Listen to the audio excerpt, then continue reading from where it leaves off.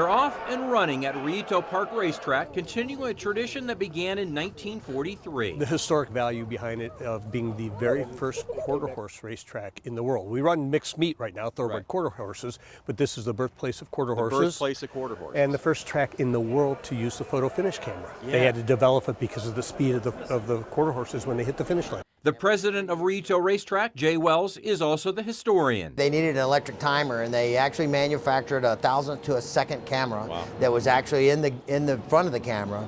And as the film was developed, it was a high-speed film, and they could actually get it to a 1,000th of a second. What you think about in the 40s is pretty interesting. Yeah. Rillito has seen some of the sport's most famous quarter horses, most of them coming from the stud farm of Rook and Jelks, located just behind the backstretch at Rillito. He took a thoroughbred from Kentucky named Pig and String and brought him out here and started breeding him with the quarter horse broodmares, and within 3 years, every world champion came from this stable. Wow. Yeah, so and then shortly thereafter, they built the track in his backyard. The Jelk stable has recently been restored. Well, take me inside. Sure.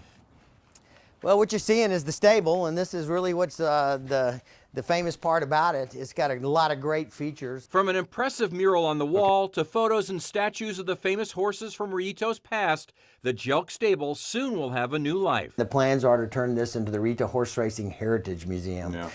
It'll be the home for the Arizona Quarter Horse Hall of Fame. It'll have a special section honoring Rillito's most famous alum, Bob Baffert. The two-time Triple Crown winning trainer got his start at Rillito, but the track hasn't always been producing Hall of Famers. Rillito fell on hard times, even closing for a time in the 80s, and it's struggled to stay open since. But thanks to the nonprofit Rillito Park Foundation and working closely with the U of A's racetrack industry program, Rillito is again on solid ground. Now with the relationship with the University of Arizona and the interns getting their skills here, we don't just represent the history, but we represent the future of racing too. I work along with the university, and we have students whose hearts are so into this, that love horse racing, want to see this place thrive. So I'll have 25, 30 students from the school out here literally running this track. A U of A grad himself, Mike got his start at Rillito.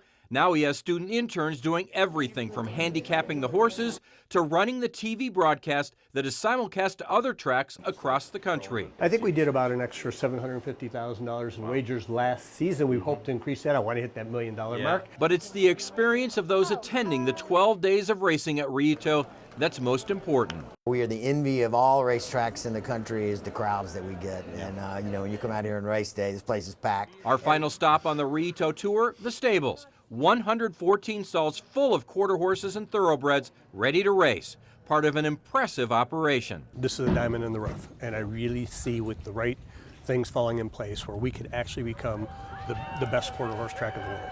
Yeah. Well, it's impressive, as I said.